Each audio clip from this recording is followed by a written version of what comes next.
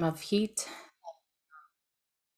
And so anyway, when I was talking to this elder, I was, oh, it's cold, and she was telling me stories. I love talking to her elder, Nancy Scanny, and she was saying that when they were kids, this was normal.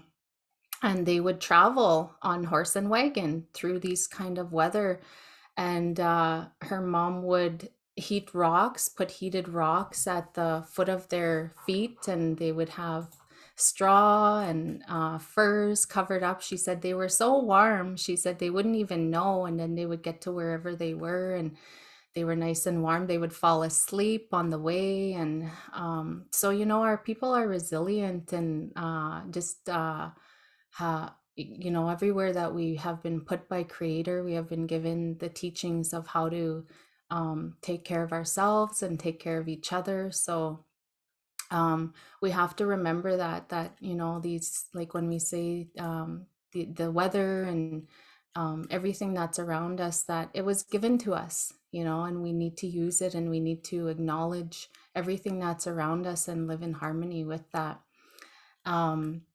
So as some of you guys know, if you've joined our webinars in the past, that my name is Jessie Cardinal, and I'm currently serving as the executive director for Keepers of the Water.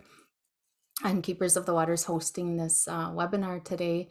And we're an Indigenous-led organization, and we work to protect water. We have a website, keepersofthewater.ca.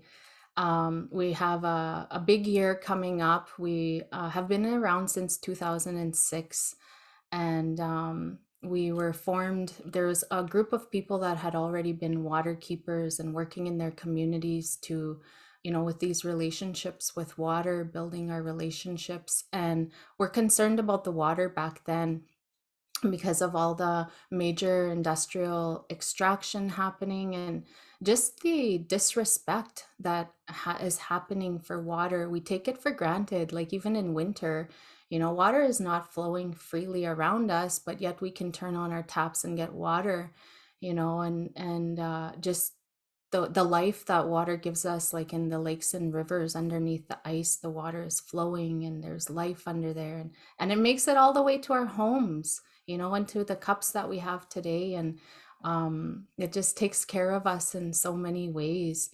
And so we have a big year coming up. We're launching a community monitoring program. We're going to be doing monitoring in Indigenous communities. So we'll keep an eye on our Facebook page and our website for that, because if you are from an Indigenous community and you want to partner with us, or you want to have your community water source, whether it's a lake or a river or whatever, and you want to start monitoring that, we can work with you on that. So stay tuned for that. And we, of course, have been partnering with Kaniasik Culture Camps, Maskihkiy Cree Nation, Kevin Lewis, on medicine and water gathering. So we've done 2, and then we're going to be doing our 3rd coming up. And we're involved in quite a bit. We're just actually finalizing our annual report, which will show you what we've done in 2021. So remember, put 2022 on your calendars, because we're in 2022 now, and and we'll also highlight some of the work that we're going to be doing moving into 2022. And our board of directors, so we're governed by a board. I don't like that word governed, but we sit in circle. And so we have staff, and we have board of directors, and we have co-chairs. And they are amazing people. They're from in different communities, Fort McKay, ACFN, and Fort Chip. We have people up in Northwest Territories, in Northern Saskatchewan, Dene, Cree. We've been nurturing our relationships with the Blackfoot people this year, and Latasha Caffro, Badam North Pagan, Vanessa One Owl, like they're all doing amazing work to protect the water down there. And the women on our board, they help lead our organization. They're Indigenous women: Cleo Reese, Sue Duranje, Jean Lomcourt, Josie Auger, Diane Giroux, and I know I'm forgetting some, so I'm so sorry, but we have amazing women on our board, Alice Rigney, and they lead us. They bring us balance. They have us think in a way that's nurturing to the water, nurturing to ourselves. We're mothers, we're life givers as women. And so the place that we're at as an organization is a really good place because we have Indigenous women leading us. And those are the kinds of conversations that people are having today. With murdered and missing women and murdered and missing men. But how do we honor our women? And those are conversations that are happening a lot in circles and in ceremonies. I have been um, reconnecting to go to ceremony, and that has helped with me being sober and having a good state of mind and walking a good path. And in those lodges, the teachers that we follow and feel safe, those are the ones that acknowledge our place as women, that we have half that lodge, that we have, there's no because colonialism brought in patriarchy, where men sit here and women here and children here, but that's not our way as Indigenous people at all. And we actually have heard from people like Sylvia McAdam and other people that have shown that in the past we actually had these matriarchal systems where it was women who made these decisions, and then the men would listen to the women. And we're starting to return to that and give women a voice. We're seeing more women being elected into these colonial positions, but also the hereditary positions. So we have Molly Wickham, we have Canahus and her sister Manuel. These women that they're leaders, they're warriors, they're matriarchs, and we need to honor those women. We need to honor all the women in our lives, because when we honor the women, the children are healthy, and when the children are healthy, the men are healthy. So it does start with the women. And so with keepers, that's how we are structured. And we'll be having more webinars in the future. Winter is like time for storytelling, so we are bringing in some storytelling today. My nervous jitters are gone now, and I'm on my stride. I was so nervous because I joined and Jeff had sent the Zoom link to some people because we didn't open it up for registration or whatever. So we're on here this morning and we're getting ready, and I didn't look at who was joining, and then all of a sudden I come on and Louise Bernice Half is on here, and I was like, oh my gosh, like she's just one of my heroes. I actually have one of her books, and because she's from Satellite Cree Nation, and she may talk with us later, she's on Zoom. When I read her book, she just inspired me. Like, I was just like, I've met this lady at my auntie's house and she wrote a book, and she's just like, her words are so beautiful, and maybe I can do that one day. And so I'm just like, oh my God. Okay, I'm getting nervous again.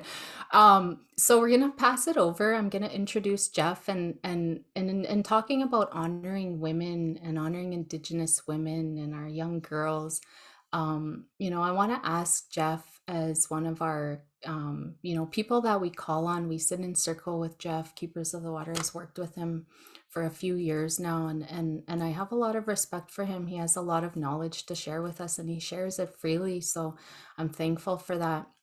And Jeff, I want to ask you, as you get into your presentation and your storytelling, how you can tell us, like, from your understanding and your perspective, what are ways that we can honor women, and as like men, that you as a man doing the work in the communities as well. And I know that you like do ceremonies, and you passed a beautiful song on to my auntie, which we sing. And how can you tell other men, or how do you honor women in your life? And then I'll just let you carry on with your storytelling. So in the chat, before I pass it over to Jeff, please tell us where you're signing in from. how your day is going. And we are going to leave it open for questions at the end because we have a hard stop at 11:30. So at about 11:15, we're going to open it up for questions because we want to hear from you guys as well. So welcome. Hi. Kina Naskomtin. So Jeff, I'll pass it over to you. Okay, thank you. Tama area tamskata bok tinogat man tu tamek. Evina nasko muan ku tagisha e miniguisiak. Ego touche tawi ina nasko mittagok pentu tamegino. Apisisu ate ugewina e mamiskuta mananuka gisha. Maskuche gutaga isipago seita man. Tawi utnige gino ago nawina namisko emon aito tawiaga na simuan minataninuyan. Foremost, I just want to greet everybody and give thanks to Creator for another beautiful day that He has given us of life. And I thank you for coming to listen to the stories that have been afforded to me by not only one elder, but many elders right across Canada, and bringing about an understanding to the storytelling and to validate what the term Maskihkiy is. One of the questions that I've been asked is the honoring of women. I think, in my path, there has been many transitions to our way of life. And in that honoring of women, we know that we all came through a woman. And that is my greatest respect to it. And then there has to be a balance between men and women. I know that, our men had become very weak. The initial pipe carriers, and without story through our, when questions are asked, they're always, always a story that our elders told us prior to us, giving us the go ahead or giving us the go ahead flag to move forward. It all revolves back in many times when the parts of our creation story, and that creation story takes a lengthy time as to who we are with peoples of this land, and I'm talking about Turtle Island in reference to it. There was times that women, were the givers of life, and in this time, the original pipe story of Spagan, that it was given by our Creator, sent the first initial pipe down. And I don't want to use the word pipe because it's a Latin term meaning a pipe with a hole through it. That's what a pipe means. We say ispagan, espemuan pawagan, to be dependent on the spirit.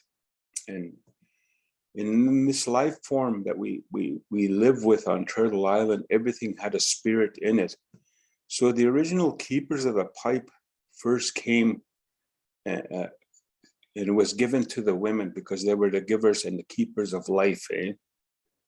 And it came almost like an elbow-shaped pipe. The bowl was shaped almost into a bowl because they were the ones that held the child like this and cradled it like this.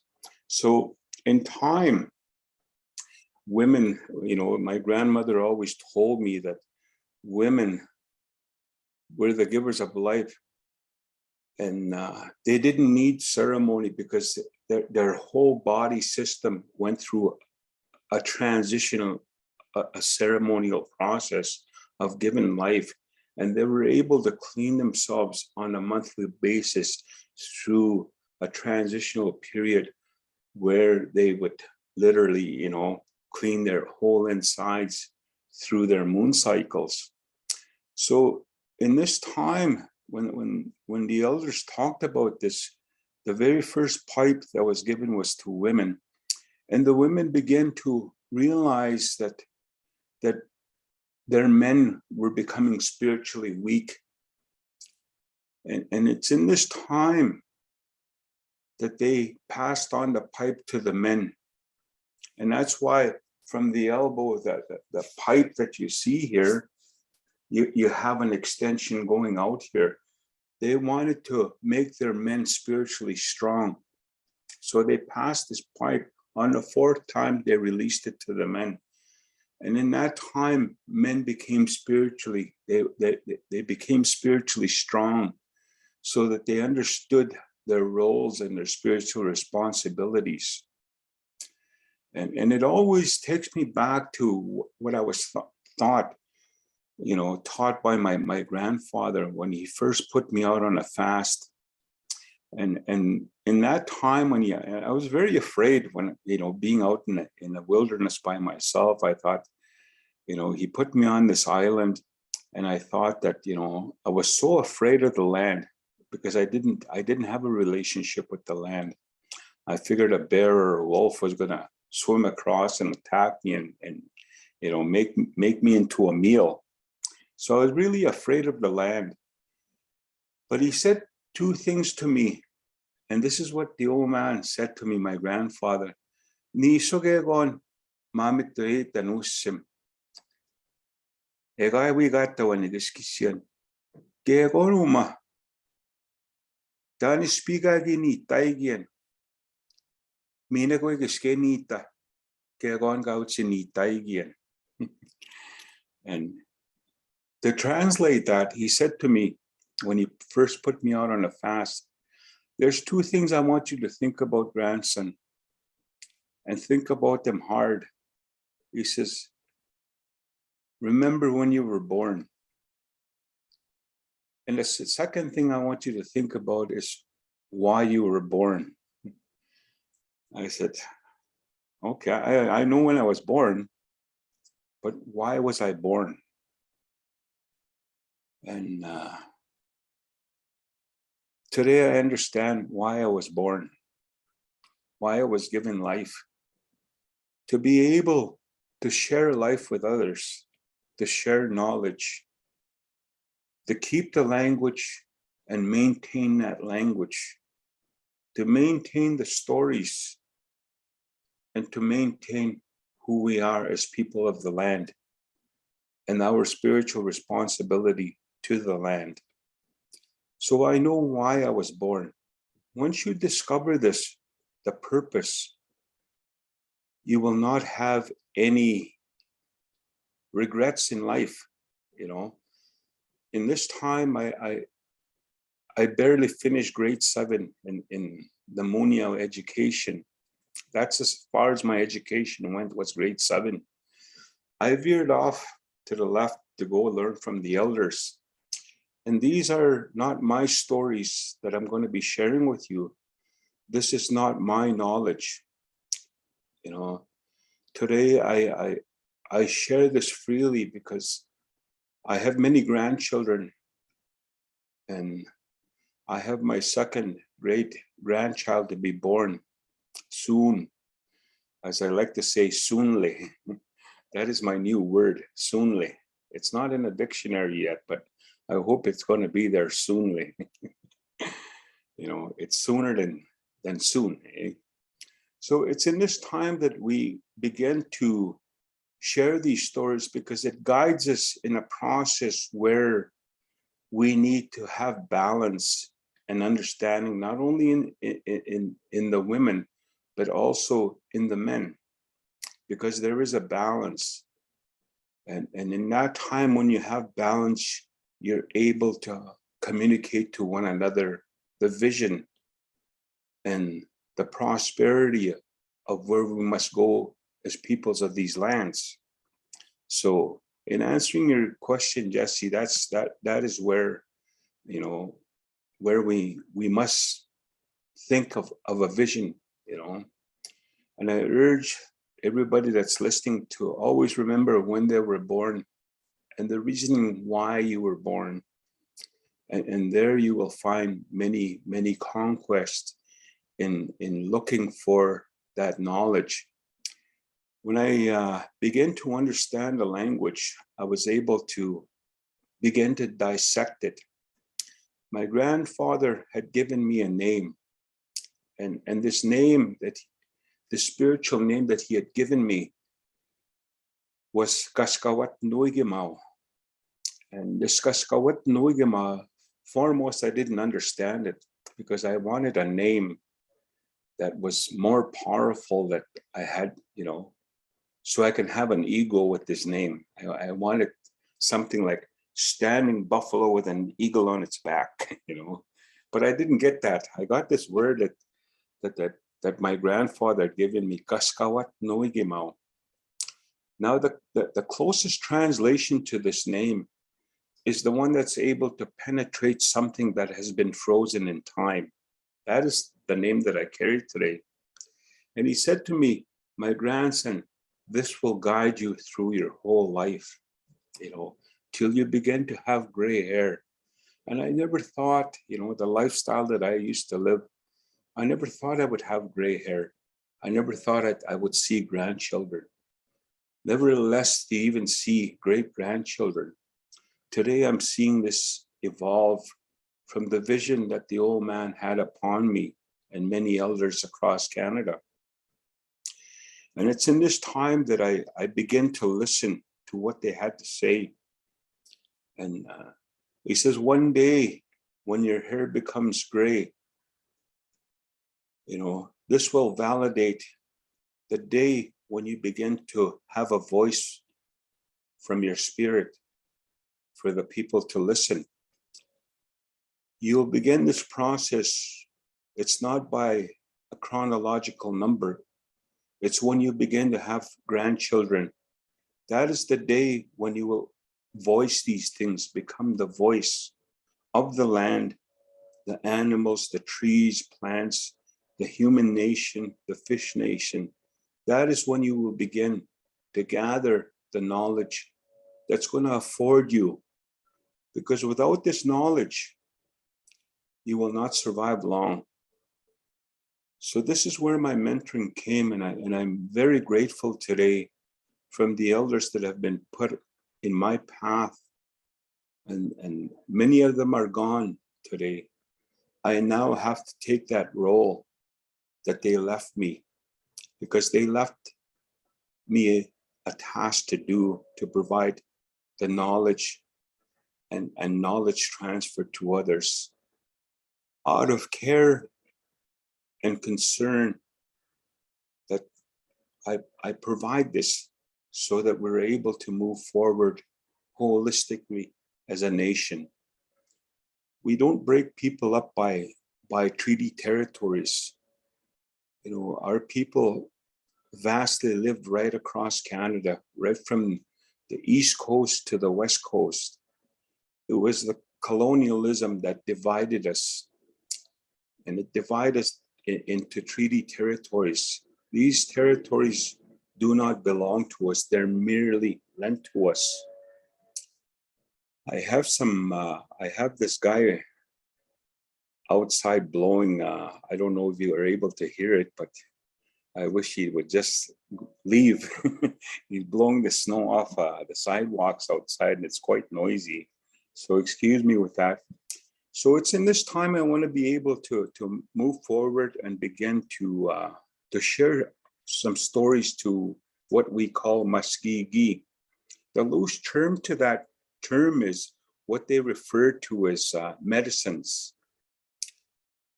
I want to give you a little brief history of what happened in, I think in 1995.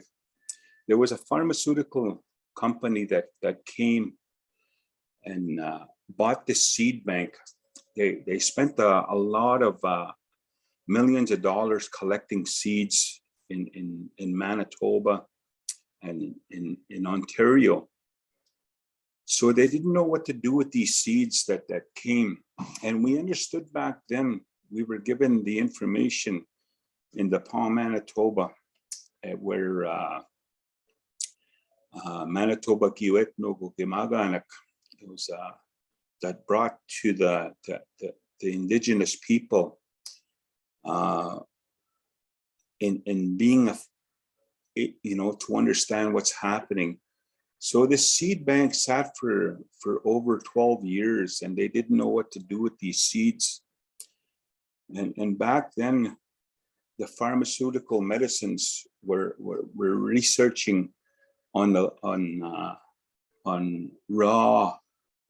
raw medicines, meaning that the plants, the seeds, and so forth.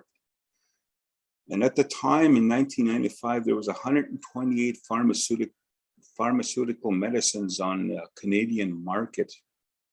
And out of those 128 medicines that were on the market, 114 of those came directly from the land.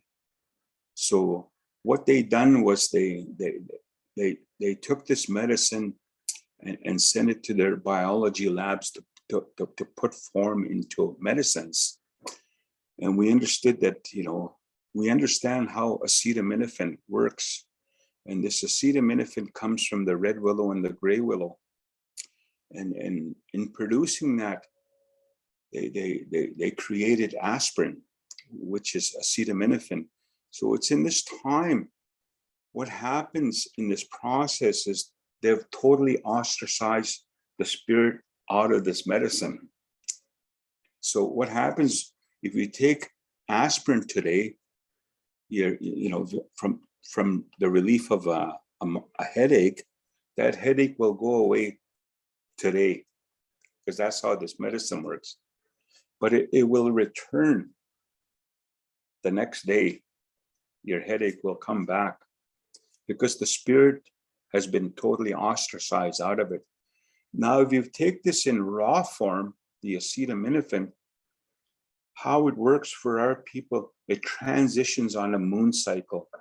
So we have to be aware of what's happening beyond in the sky.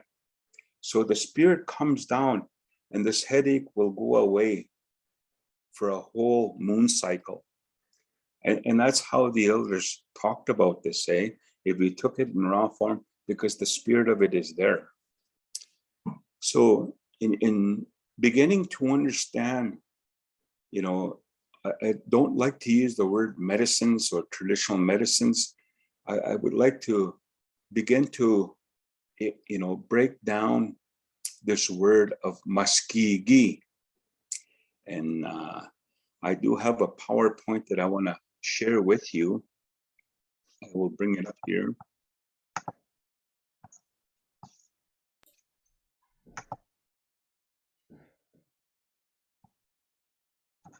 So thanks everyone for tuning in. Thank you for saying where you're from. We're enjoying seeing all the people from different communities listening in. And we will have time for questions after. Is that up there? Can you guys see that? Yeah, looks good. And I think, in being able, a lot of our language, which is set up through, in being able to attain knowledge and information, the language, because the language has its own spirit, and the spirit that is really been afforded to us by the term that the elders used to use. And one of the things that, a lot of our language is set up in a format of what they call parables, and it's in paradox. So it's a shortening of language. So there's paraphrases such as, when we break this word down, you'll begin to see what it actually means. And in that term, and the elements that are tied to the traditional plants and medicines of the land. When we talk about Maskihkiy, it continues on not only into the raw formalities of plants, but it's in the animals. the fish. It's in the bird nation. It's also in the insect nation, and also the trees and plant nation. So when we take these animals and we eat them, because they eat the actual plants that we're unable to harvest, they break it down, and the animals that we eat becomes the medicine. This is why we become healthier. Now, in colonization, I also wanted to take you back to one of the questions that I have asked an elder, and this was in Fort Albany, and the elder lived to be 114 years old. And, you know, I was very, very blessed to have him in my pathway as he made his journey this past year in 2021. He went into the spirit world, but he also had left me many, many stories. And one of the things that I was able to ask him, because we were trying to understand how sicknesses came into our communities. He says, you know, the very first thing that came into our communities was obesity and also heart diseases. He says, I can remember when the frying pan was introduced to our people in the early 1914 was when he first saw a frying pan. And he began to see people die from heart attacks. And when the Hudson Bay showed up, people began to eat out of a can. They started eating out of wedlock of their traditional foods. So this is where illnesses came. And in 1980 is when he began to see diabetes enter into his community. These diseases that didn't exist prior to colonization. So it was this time that I began to take a serious look on this word Maskihkiy, and Maskihkiy, and I began to try and even go out and fast to understand what this term meant, to go in, because when we don't understand, we now need to enter into the ceremonial processes to go ask our Creator, our grandfathers, what is this thing? I do not understand. And that's the reason why we do ceremonies, because this is why we say Acimowin, the three things. When in that term, to understand, you have to understand in a formality of three terms. And those terms, foremost, is understanding the language through your mind. The second, the time to process that is in the spirit. And the third thing is to act on it, to move forward with that knowledge, and not understanding these medicines and Maskihkiy. So it came to this point in time where I listened to these stories over and over, and sometimes they became so monotonous where I used to get bored, and I would say, oh, he's going to tell the story again, and it's so long, I would totally get upset at my grandfather. I want to tell you the story of Maskihkiy. And so, oh man, this is going to take long, and it's a boring story. I've heard it over and over and over. But the more I began to listen it, I didn't just comprehend it in my mind. I wear it in my heart. So I don't refer to an open book where I forgot this knowledge. It's in this book.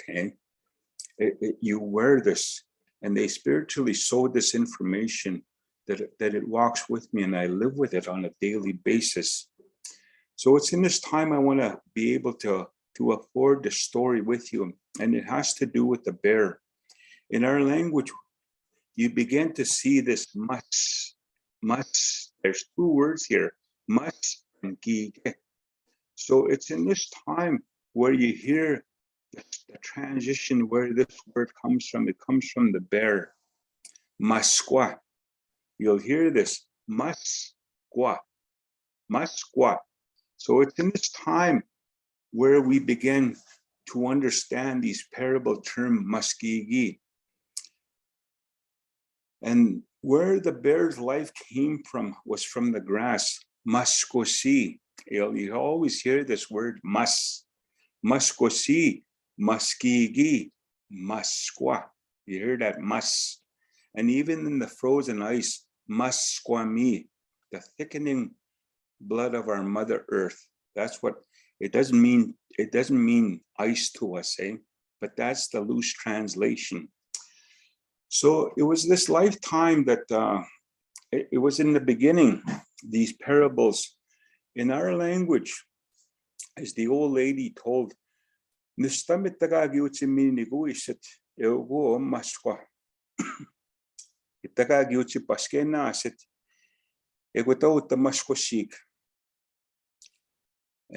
what I'm saying in this translation is where the bear's, creation story comes from is from the grass.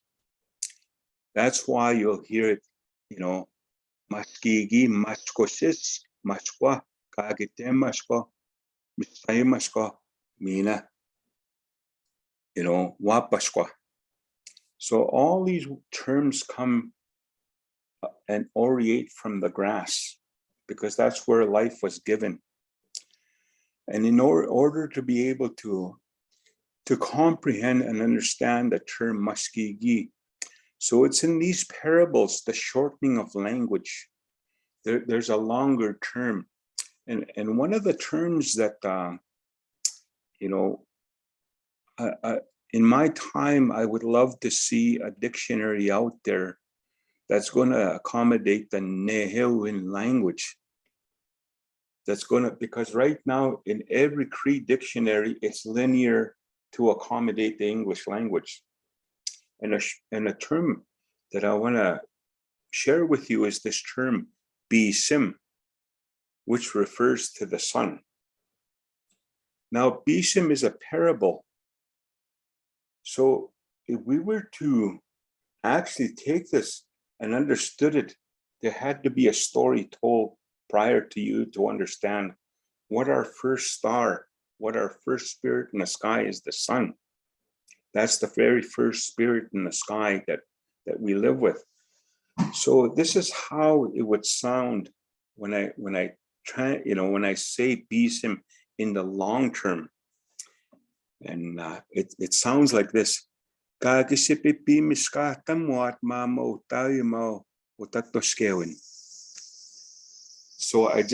Bisim in the longer version. Bisim is a parable. So what that literally means, if you want to, put the frosting on and understanding on Bisim, the one that puts the finishing touches on creation's creation. So, and a long time ago, I need to be able to bring some sort of an understanding. So when a child was born, prior to any technology or any hospitals, and many times children are born with jaundice. And today, when a baby is born with yellow jaundice, you take it to the hospital and they put it under this UV ray light. So the knowledge that our people had was what happened back then when a child had jaundice. They put it out in the sun and allowed the sun to finish Creator's creation, and the jaundice would leave. So they knew this knowledge prior to technology. Eh? So getting back to the story, Kayasuma Nistam Kagipashigote Ogoa Upatsawan season teta nana utewapanuk maga waga yusitao te nega peonuk pagishimotaitege. Ego sigisin istuutawe o ego maut nistam Kagipashigotu tauti maskosik. Umisigip mai pe pigishkoyan po gita konuta ministigok Ego to tagagi pasigote ogo wagayus. Umisikito. Au teni nagatisip mamemi tigo masipi. Ego teni na niwisipoetan ewintesipoe maskawa tamok ay sinyo kitawiyapati tataskino. The very first one that arose from the grass was this little bear, this one here. In the East, we call them opatsawansis. And I'm not going to get into the terminology of what opatsawansis is, or in the Western part of, the Western side from Saskatchewan all the way to Alberta and parts of BC, they call it wagayus. So wagayus is what we call a small little bear. And we all spoke one language on Turtle Island. It was this time that this little bear arose from the grass. And he says, I will follow the eastern waters and I will go give strength to the land for the people to utilize, to use for their health. Minagi to me pasigot eugo maswa kakitewashko. Go kakitewashko. Wishtagi pigisko umisheituet. Aw, umani nagapena timiwak CP, eguteni nagawishituatian. Misiweni stewing teshepe maskawa tamwok ay sinno. Kitawiyapati tataskino. Kitawutiminote gutauche, mioya when kitayat. The second time the bear arose, he says, I will follow the southern waters. I too will go give strength to the land for the people to utilize for their health.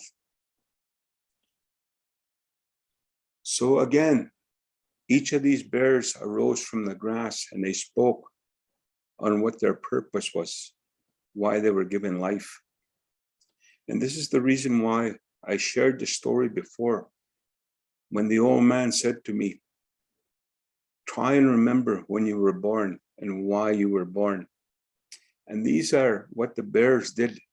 They understood why they were born, why they were given life, and the purpose. In this time, the third one arose. And this one we call Mistaimaskwa. The grizzly bear was the third one to arose. Umisiki to in a Mistaimaskwa, speak up pasigot maskosigot. Utenina kapesagit tawak, egutenina gawissepoetian. Ete pagay tamanu, what's your misregitawiga spa tawian.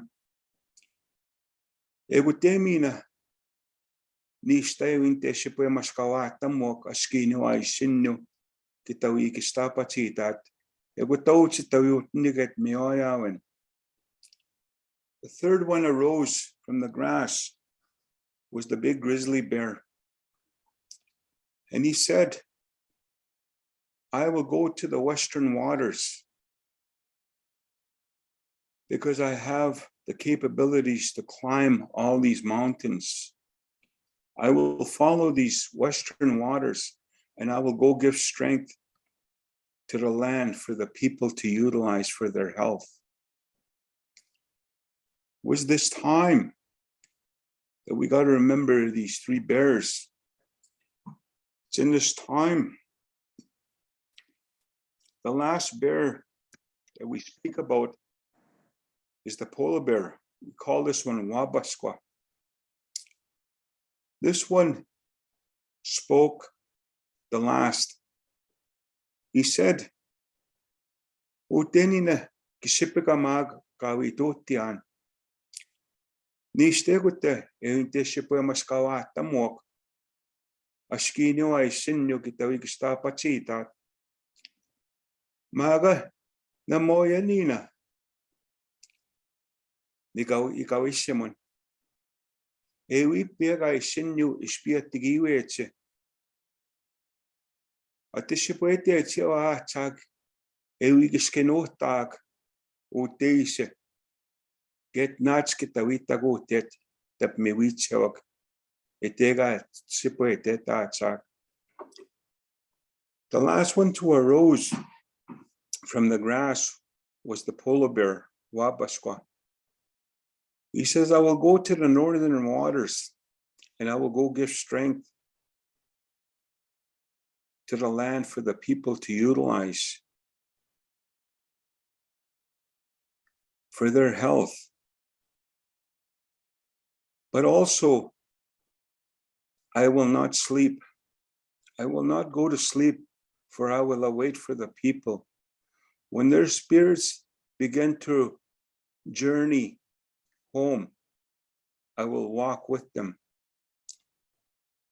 Since all of these bears arose from the grass, it's in this dormancy that when the grass begins to lay down and becomes dormant, the three species, the little brown bear, the black bear, and the brown bear, must go to sleep because that's where their life came from, was from the grass, Maskihkiy. Maskihkiy talks about, it doesn't translate into grass. Osi, it talks about the creation. So this is what we utilize, because all of our medicinal medicines, our traditional medicines, grow around this grass,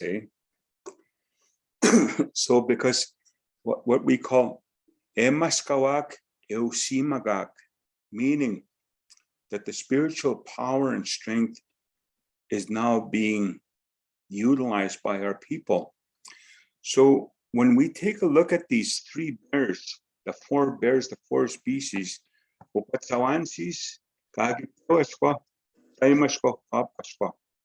these three here have to go to sleep when the grass becomes dormant, because they now have to rest, the medicines have to rest. And this is also, this one has to go to sleep. It's only this one that stays awake, the north.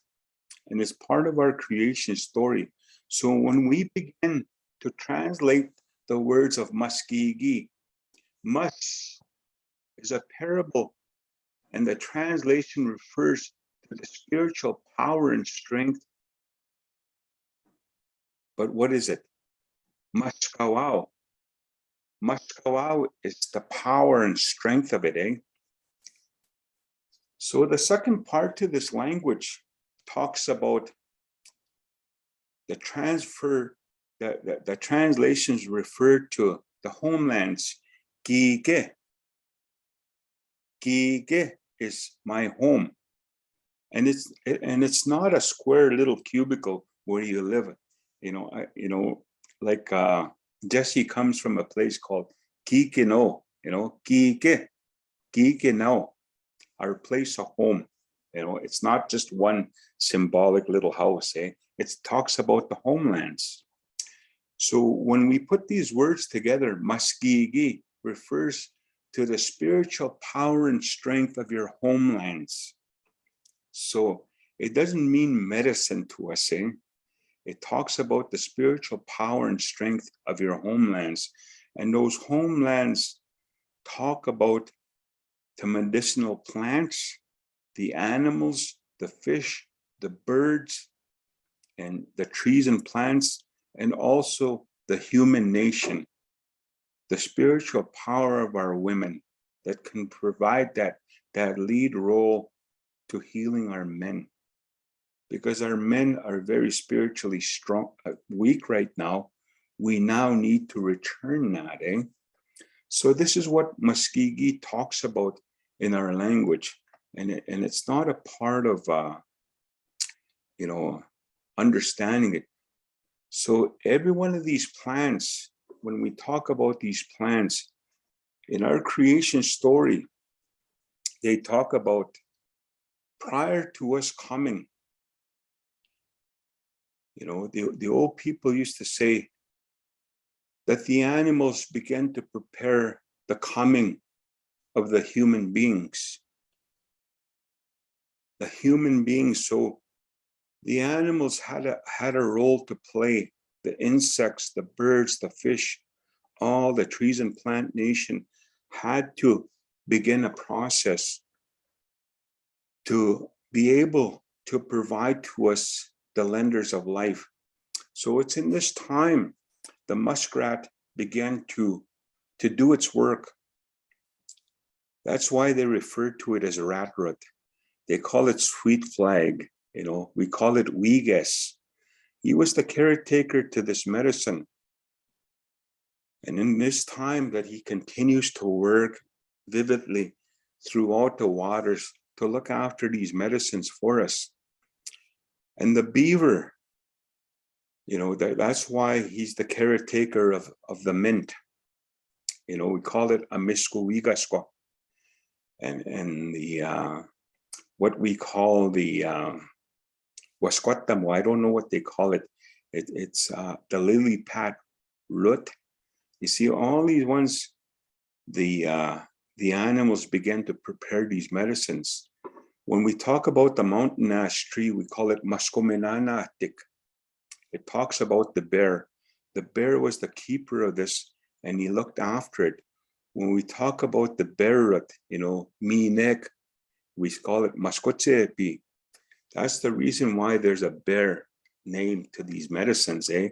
Each of these medicines have an animal or an insect name or a bird name, because these animals begin to prepare these natural medicines for us. So in being able to ostracize, I went on a journey many years ago, and I want to share this with you, without prejudice. And it was a dream that I had to be able to bring part to this. And again, I just want to, before I forget this, hence the word Maskihkiy, and this is the whole term to it, the spiritual power and strength of our homelands. This refers not only to the trees and plants, but also to the animals, fish, birds, and the lenders of life. So this is what, the knowledge to what Maskihkiy is, eh?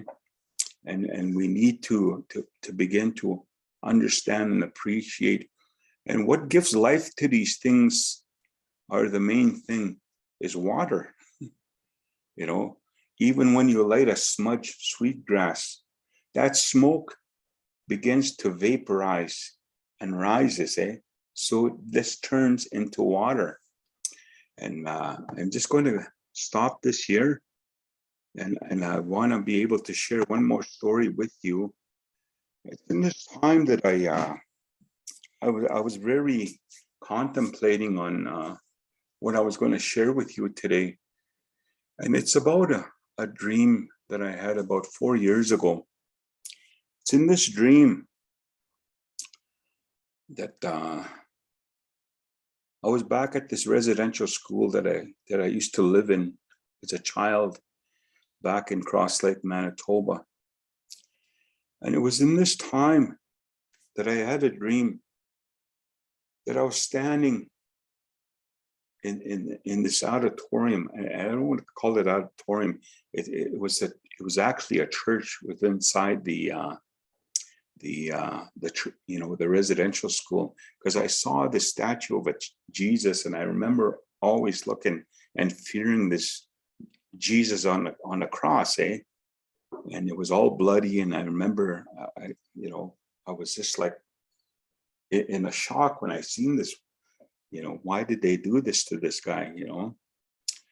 So it's in this time I dreamt about this place, and I saw these 3 priests standing up there. And I was wondering why I dreamt of this. And I saw women bring in their newborn children. And I turned around, looked towards the doorway as both doors were wide open. And I could see as far as I could see outside. And all these women, young women, were bringing their children to be baptized. And in my mind, I thought, in my dream, I said, when is this going to stop? So I told the story I told him about my dream, the old man. And he said to me, sometimes we go and visit places that we've been. Maybe we've forgotten something back there.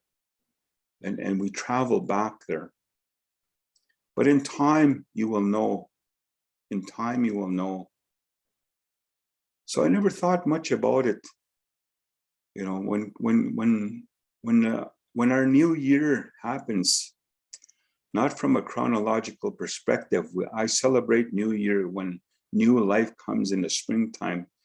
That's when our people would celebrate the spring ceremonies, because we don't celebrate a new year when everything is frozen solid.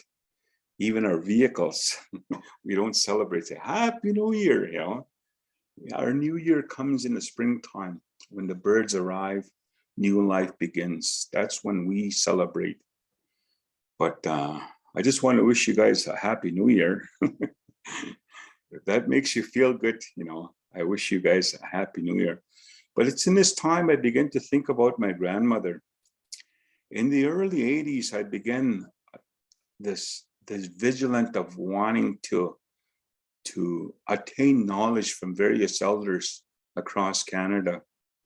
And I know that I used to help my grandfather go up as far as Ottawa, in the Ottawa Valley, to go and do ceremonies. And so we made a lot of connections with a lot of elders, and he had sent me to go and learn from them. So I was vigilant to go as far as Labrador to go and pick medicines. So I was gone for about a month and a half, and I began from Labrador, Quebec, Ontario, Manitoba, Saskatchewan, Alberta, and eventually finished off in BC, picking medicines. I was gone for about a month and a half, and I was so eager to see my grandmother, because my grandmother carried the bulk of the medicines, Excuse me. So as I returned home, I went to my grandfather. I said, Where's Kokum? I asked my grandfather or my grandmother. She says, she's down the bank preparing fish to smoke. Oh, I wanted to go see her. So I hopped in my truck and I went down the bank. Sure enough, my grandmother was preparing fish for the smoker. And I was so eager to share these stories with her, what I've learned out there and the medicines that I brought home, and this and that. And she kissed me, she greeted me. And she said to me, Ha nusim, Daniema watu makamashkawagi mashkigim kaginteot nigain. She said to me, my grandson, what do you think the most powerful medicine that you have picked across Canada? When I pondered and thought, and I was kind of waiting these things out, what I thought was the most powerful medicine. And boy, I had to think about the mountains, because I had the trail. That was the most rugged place I've been, was in BC, up onto these mountains. The old man says, up there's a sap that comes, and it's almost hard. It comes right from the stone, but you're going to have to climb this mountain. So I climbed it, and I got this medicine. I worked so hard and to get this medicine from the rock. So in this time, I begin to say, I think this is the most powerful medicine that I've gotten. And I said, and then she looked at me and she laughed, she chuckled, and she says, no, what she said is that I'm not stupid, that doesn't mean I'm stupid. He says, you don't know anything, grandson. He says, the most powerful medicine that we have is our waters. is our waters. That is the most powerful thing because it's able to give life. And she began her little stories again, how life is transition. When a woman is about to give birth, water comes through water, and it's given life. When you take these medicines and sustain them, they no longer live, these medicines.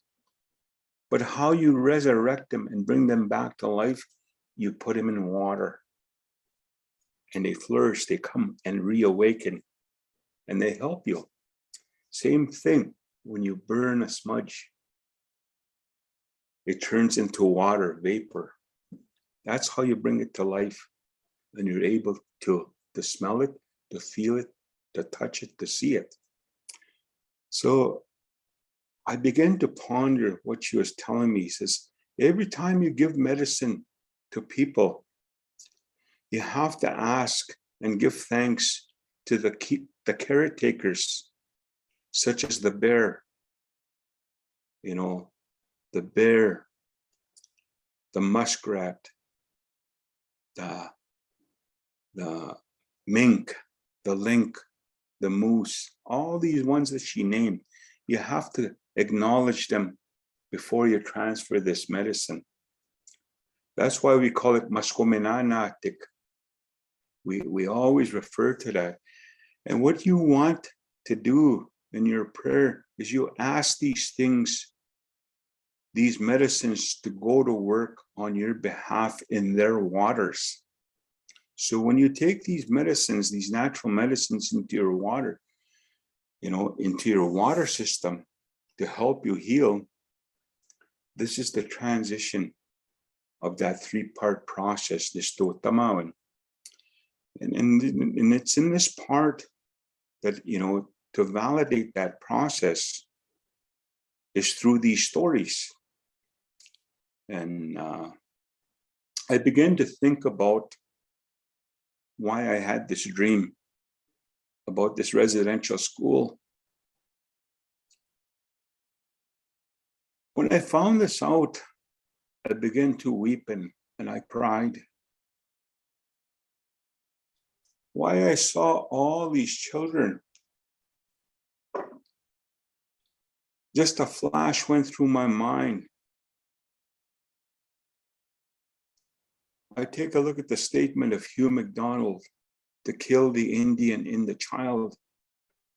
So when I speak to your waters today, because 88% of your body mass, if I came to you on negative, your waters is going to feel this. It's going to react. Just as I say, I love and care about my people, When Jesse, I tell you, I love the work that you do. It makes you feel good, If I said to you, I don't like your work, and put it down, your waters are going to have an effect on them, and you're probably going to punch me, So this is how water affects.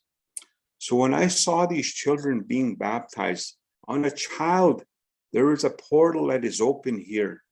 They call it a fontanel. We call it a poipan. So that water, when they told this holy water in this church to say, kill this Indian, teach it, send this water for this child to hate his language, to hate his culture, to take him away from that connection of the land. This is what they told us, water. This is why it's now oppressed our people spiritually. We need to get our natural waters back in order for us to flourish as peoples of this land. I now understand what I've been told by the elders and how I see my life today in our people's lives. So with that, Jesse, I want to finish it off to be able to open it up. It's about 7 minutes after. I don't know if Louise is on here or Peter. I don't know if they're on here yet. Louise, are you there? Yes, I've been listening. And Peter's beside me. Just what? Okay. Yeah. I just want to introduce Louise is my adopted sister, and I'm very proud to call this woman my sister. For some reason, Creator had made a way for us to be in each other's path, and I love my sister very well. I've never had a sister. I've never been blessed with a sister in my life. And I'm just I love my sister very much. But her husband is a medical doctor. And I share a lot of this knowledge with him. And I just want to be able to bring these two on, to be able to share and bring that validation from the Western world of what we're talking about today. So, Peter, brother, I greet you today, and if you've been listening, I would like your input, and maybe tell us a little bit about what you do, Peter. Well, I've come in at the tail end here. Kinniniskumpin, Jeff, I greatly appreciate everything that you've said that I've caught at the end. But as you say, yes, I've been on this journey. Kayas, my wife and I have been married for 47 years. So I've been cremated for a long time. But there's so much to learn in these traditional and spiritual ways. And the interface with Western medicine is an interesting one, of course. I work in that area still, primarily in addiction medicine now. And one of the reasons I was attracted to addiction medicine was the fact that it includes the spiritual. It's an important part of the healing process. And when we talk about healing, so often with Western medicine, it's about the cure. It's action-oriented. It's directed towards a cure, which is fine for things that are receptive to that. But there are so many things that we struggle with as human beings, so many illnesses and so on, that may not need a cure so much as what's more important is the healing, where the healing is brought out from within the person, within the individual. And this, of course, is where the traditional medicines play an important role, because it shifts the relationship. It's not about an external cure. It's about working with that Maskihkiy in the way that you've described, the way it's brought to life, the way that the water resonates with what's within people themselves and becomes part of their makeup and helps them to heal. And it's also true in terms of healing energy. It's what's brought out from within that makes that shift, that helps people to learn and grow and transition and transform. But those are just really general comments. I'm sorry I wasn't able to sit in on the whole presentation. I'm going to have to go back and watch the video. I had another Zoom meeting. I was otherwise engaged. But I know that you speak good words always, and I appreciate what you share. Hi. And Louise? Kinaskum tinasemi nanista epentuto ta epexnomoya aya nimatanagamina. I thank you so much, as always, Jeff, for all of your teachings and being the brother in my life. I had two biological brothers that have since passed on, and we had a very difficult childhood, and with the impact of residential school, we had difficult relationships. And so I feel like you have filled that void for me as my brother, and I really appreciate that, and it really touches my heart. It's beautiful to see all the connections from the grass to the animal life. And you know, my mom used to say,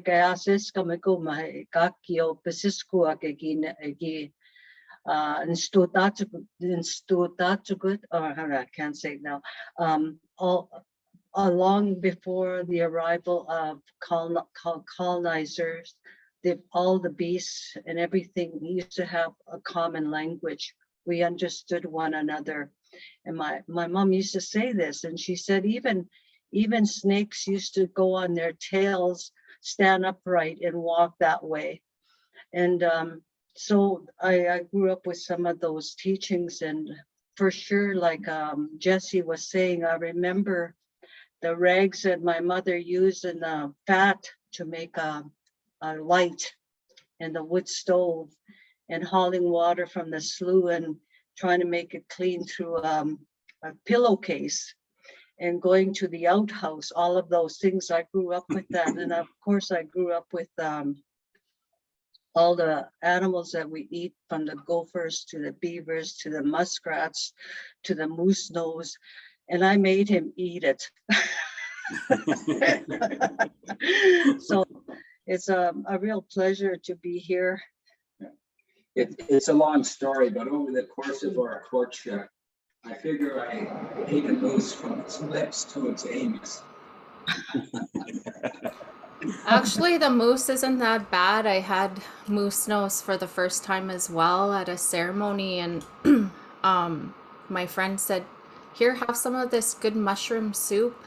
And I was loving it. And I was like, "Oh my goodness, this is like the best soup." And then after he told me it was moose nose, and I'm so happy that he did that, because we have that, like, I believe that's through colonization. We were shamed for eating our traditional foods. We hear of elders that, when they were sending their kids to school with, what's that song? Cook'em's Bannock sandwiches.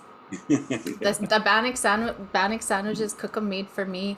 And we were shamed for that, right? Like our mushrooms and our cookums, and but that food is so healthy and it tastes good. Beaver tail. I got to eat beaver tail with James McCocus at our medicine camp with Kevin Lewis, and it's just that those mental the things that we were taught, and it was actually really good. It didn't really have a taste to it. Like, there wasn't a strong taste. So I encourage everybody to try those foods and take those mental blocks of what you think it's going to taste. And even at New Year's dinner, we made moose roast, and like we always get moose every fall. And one of my aunties who grew up in the city, and she said, "Oh, look at this roast," and somebody said, "Oh, that's moose." She went like this, and I said, "It's roast beef," and she ate it. She didn't know any different, like just those things that we were placed upon us. Man, Jeff, thank you so much today. I had to take a minute to take it all in, because you're just you just fill us with so much spirit and knowledge and teachings, and it's emotional. It's emotional when you're connecting back to those spirits and those teachings of, even like when you're gonna use medicine, or you're gonna give somebody medicine, to honor the caretakers of that medicine. Like, that's a really good teaching you shared with us today. We do have a couple of questions, and one of the questions we want to ask is about storytelling in the wintertime. So why do we do storytelling in the wintertime? And then we'll take a couple of questions from the people on Facebook. Okay. One of the things that why we follow a transition where, we say in the winter time, it has a lot to do with our creation story, because the way to where our creation story comes from is the north. It comes from our creation story evolves from what they call Acimowin, the Pleiades, which hang right. If you're looking north, you see the Big Dipper. They hang over to the right side of it. So this is where our creation story And this is why when Wastesicoot went back into the spirit world, he went from the east and he went home. And when we take a look at the star of Orion, the star of Orion is pointing directly to those Pleiades. So this is the time in transition where Ewa Pawagunagak is what they call it. And it talks about Wagunak, this little spirit. That's why when you take a look at water that is frozen in time, that it's on the ground, when you take a look at a snowflake, it looks like a symmetrical spirit, just like when you do the paper machetes and whatnot, when you create these little snowflakes. Well, they come down and they're amongst us.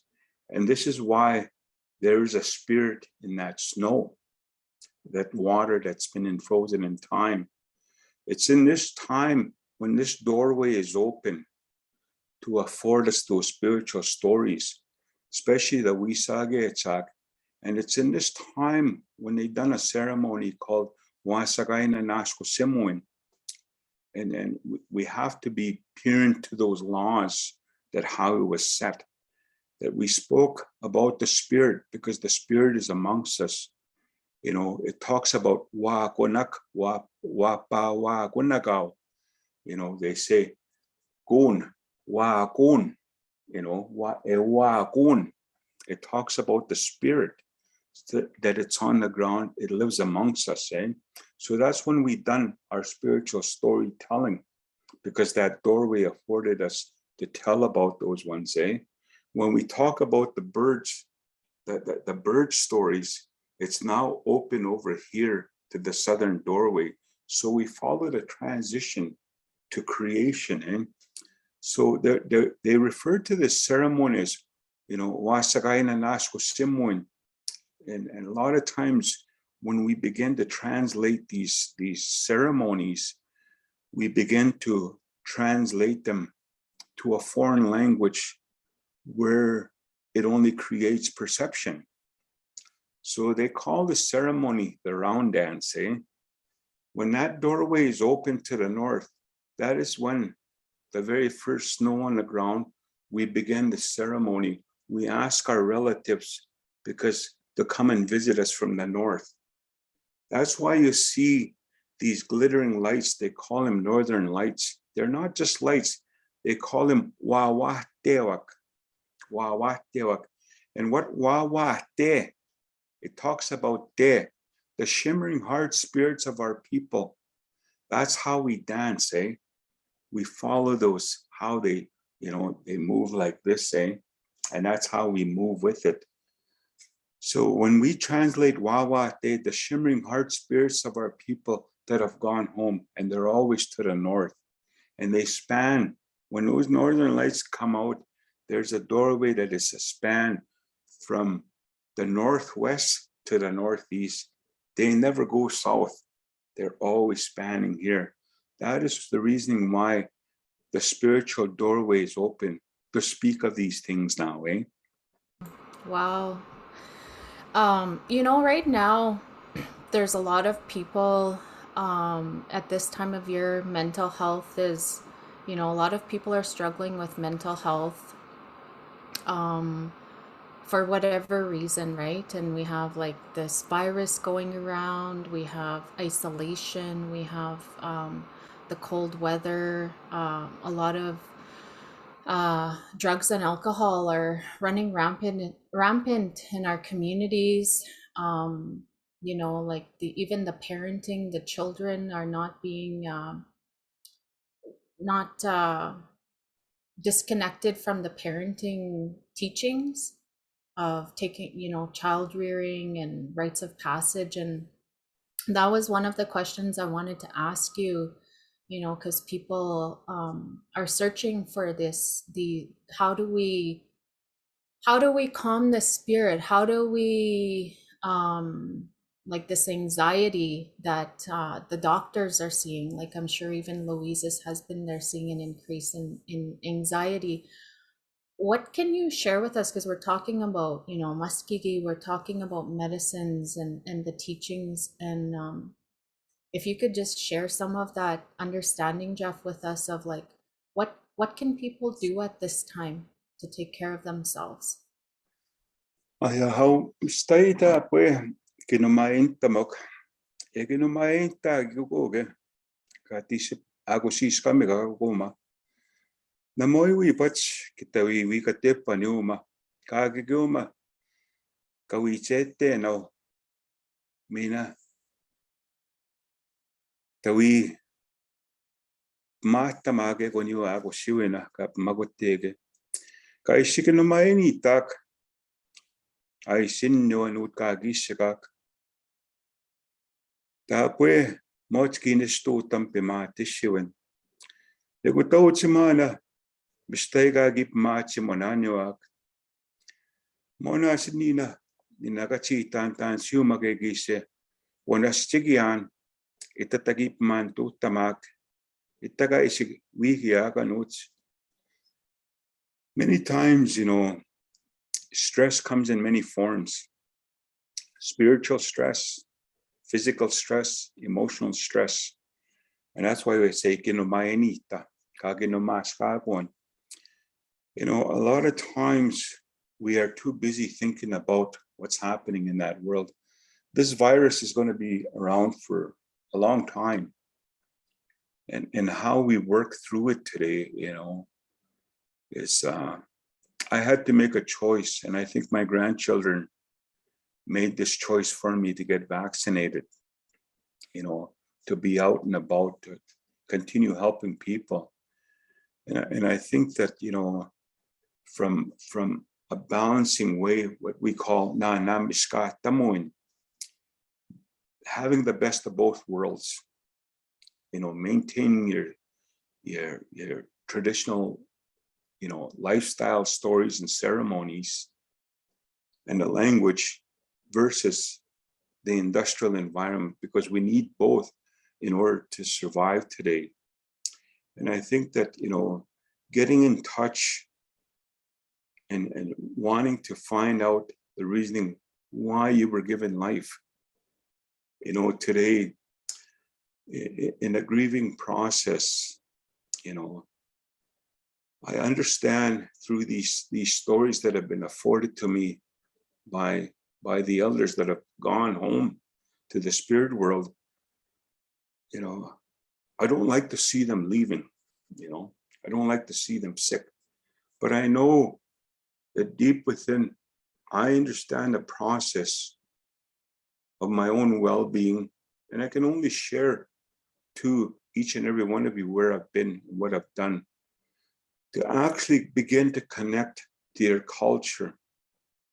This gives us an awesome opportunity to begin to connect with our own children, you know, to begin this, you know, to see their own gifts. You know, just yesterday, you know, I was teaching my youngest how to cook. You know, he was doing the shake and bake here with the chicken and whatnot. And I'm teaching him these skills because he's going to need these skills, eh? Even as much as getting there and washing dishes, you know, cleaning up and vacuuming. These are skills that I'm now interjecting that I never thought, you know, rarely do I hear, I'm bored, you know, I'm bored. And he continues to learn, my son. And I share these things because this is the time, the best opportunity to get involved, not only with your children, but your grandchildren. You know, the greatest gift that we utilize today is being able to look at this device and be able to see my grandchildren that I have not met personally yet because of the virus, eh? But knowing and being able to see them, how I wish to want to touch them, you know, but just that little piece of seeing them happy. You know, the greatest term that came to us is this colonial way of thinking of Christmas, eh? You know, and I wanted to share just one little quick thing on Christmas. In my drinking days, I woke up to the smell of burning sweetgrass. I went to my grandparents and I fell asleep over there because I didn't have no place to go. And I noticed that I woke up to the smell of sweetgrass. My grandfather was there smudging this Christmas tree. And I said, what are you doing this for, Mushum? He says, grandson, I had three boys and they all died from a sickness. A sickness came into our community and I lost my wife. I lost 3 of my sons. And I hang ribbons here. When I cannot, when I become too much into my thoughts about my losses, I have to now thank this tree that I took its life, that I hang this tree here with these little ribbons that I remember the loved ones that went into the spirit world. Now I have to draw my happiness and my strength from my grandchildren. When I see those faces just glow and they open this wrapper and they say, look, Mushum, look what I got, I have no choice but to be overwhelmed by their happy energy. And that energy comes in many forms. Even talking to an elder, talking to our knowledge women keepers, our givers of life, to be able, to use this little device and say, this is what's happening, because we all need to help each other through this new era of way of contacting each other. So it's in this time with Maskihkiy to take those natural medicines, rat root, take it, to burn your smudge, to purify your air, to clean it, and to clean your energy, continue doing that. And that's what I want to leave you with, that thought, eh? Yeah, that answers some of the question. One of the questions we had was, how can you use Maskihkiy every day? And you answered that. Christine, hi. Christine is a fluent, a non-Indigenous fluent Cree speaker. She has a question. She said about the gender of original Musqueam. You didn't include no Digwiwak Musqueam. No Digwiwak Okay. Musqueam. Yeah, I know that. One of the things that our Creator, when He gave us life, He gave a balance of positive and negative. And this is what creates life for us, a positive and a negative. And it has to do with energy. So within this positive, it made two things. Creator made two things, a female and a male, So within us, there's a dark side to me. And this dark side, I really want to keep it asleep. I have the capacity to be jealous, to be angry, to be violent. That's what we all have that in us. But I choose the side to be caring, loving, kind, and so forth. This is what I want to institute and I want to practice in my life, eh? Because in anything about life given, it's not about a gender, it's about a balance. Because in that world, there's, we have nusemashwa, ya bemashwa, there is a balance there, eh? So it's this balance that they understand about giving life. In order to give life, we need a male and a female. Just like the land, they would call this, enusewagamek, kanusewagaski, meaning the female part of our Mother Earth has to do with the water. Kanusewak, that's why we call kanuseo. They simply refer to that as fish. But in the balance here, we talk about kanusewa kinoseo, eh? And that's what the female talks about. And we all have that. We all have that. You know, when the elders talked about the human anatomy, you know, what the creation, what the male brings, you know, that the male actually produces the placenta. The woman does not produce that. It's the man that produces that. So it's in that balance, you know, when we spiritually come together in case to bring life. So it's in this time that you know, my grandmother talked about that placenta. You know, that's why we call it autotematic. And there's many terminologies that you use to be able to speak about. And it's in this balance and finding that balance. And in our language, we call a term Acimowin.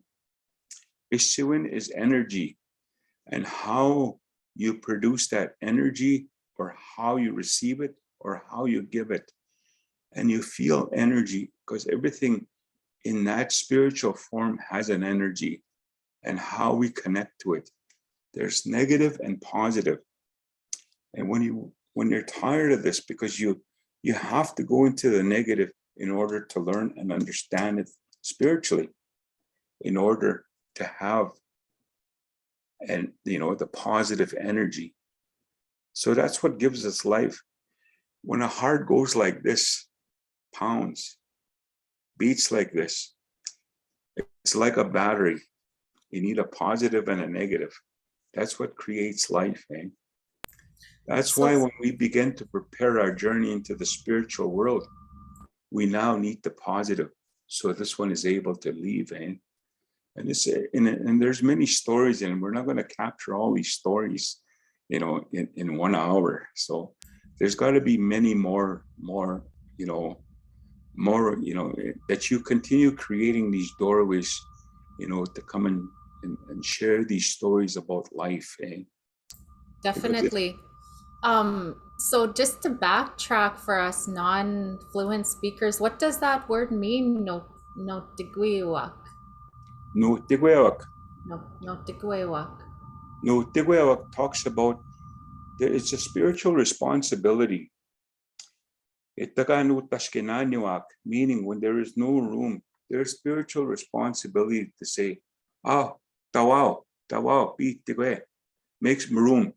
You know, she will find a way to create room, you know. And that's why they say no tagwe. They have a spiritual responsibility. Oh, so that's like grandmother bear or something? No Yeah. tigwiwak? Oh, right. Yeah, there's so much to learn, and I agree, Jeff. We need to create you know, more time and more space for this. And keepers, I'm so happy that we have a supportive you know, board that you know, we understand this, because this is the way of life, and we need to share these teachings. Did you want to say anything? Sorry, I cut you off. No, I just, you know, on a note, I just wanted, I share quite a bit of this knowledge. And one of the things that I'm doing right now, I work with the University College of the North as a language specialist in developing what we now need to teach our people. And it's based upon thinking treaty-based education. You know, under our treaty, we were given to teach. So now we need to harness this to say, what are we going to teach? Is it the colonial way? Why aren't we not teaching of who we are as peoples of this land? You know, and that's what we need to do. Now, bringing all this raw knowledge together, because there's not an educated, like a person out there with a PhD that's going to say, well, this is what this is, eh? You know, and a lot of people don't really have an open ear to what the knowledge keepers have to say, because they're undocumented. They don't have PhDs. They don't have master degrees. Why are we going to listen to these? This guy doesn't even have any, paperwork, But all in all, it's fine. One of the things that I want to be able to leave before my time is up, because this is a lot of knowledge that I will take home with me to the spirit world, people that don't wish to listen. And I also want to say that I want to, if you want to learn more of this, I do have a page on Facebook called Keeper of the Language. And I share a lot of the stories and the knowledge of all medicines and so forth onto there. So I just want to share that with you, Yeah. and to the listening audience. Oh, and I wanted to say thank you to Nigel. He's running our communications behind the scene and making sure we don't, zap out on you halfway through our presentation. And thank you all for tuning in. It was nice to see where everybody's from and just the interaction. It's always nice to hear from familiar voices and people.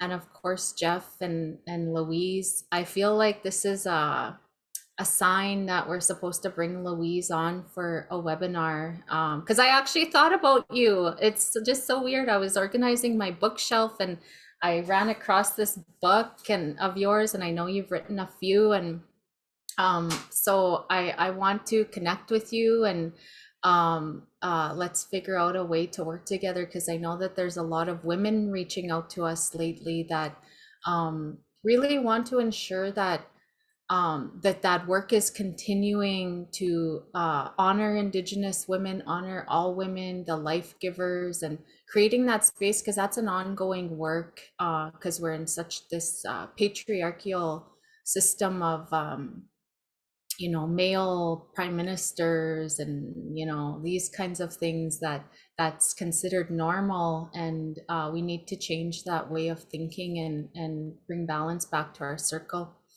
So I hope you guys all enjoyed this. I know I definitely did, and and take this with you. And what Jeff said is like, if you want to carry this feeling and this spirit, don't only put it into your hopes of this webinar that's gonna fill you. It has to be a continual thing of, drinking tea and eating your rat root and listening to the language, going out to seek elders. I know Blue Quills University, they have a language program right now. It's a mentor apprentice program, so you don't even have to be a student full time. You can find an elder who's over 55, and they will help resource the elder for their time, so that you can start learning one-on-one with the elder when that time works for you. So there's all kinds of opportunities being given and being created right now to help people reconnect and learn the language and the culture. And so we're gonna say goodbye now. We don't want to, but our time is up, and it's so stay warm, stay healthy, and we'll see all of you very soon. So hi everybody, have a wonderful day, and be gentle with yourself. Hi.